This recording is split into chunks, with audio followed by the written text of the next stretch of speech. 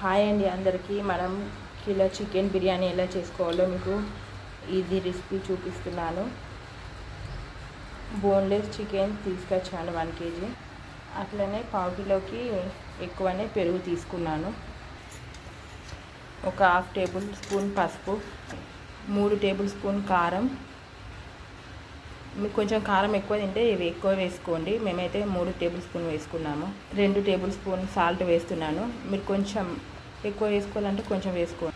Garam masala 2 table spoon వేసాను. ఇప్పుడు chicken మొత్తం కలపాలి. దీనికి అంతా మొత్తం చికెన్కి పట్టే అంతవరకు ఒక నిమ్మకాయ పిండుకోవాలి. ఇప్పుడు ఒక టమాటా కట్ చేసి దీంట్లో వేసుకున్నానండి. అట్లనే ఒక ఆనియన్ బగారాకుని నూనెలో డీప్ ఫ్రై చేస్తున్నాను.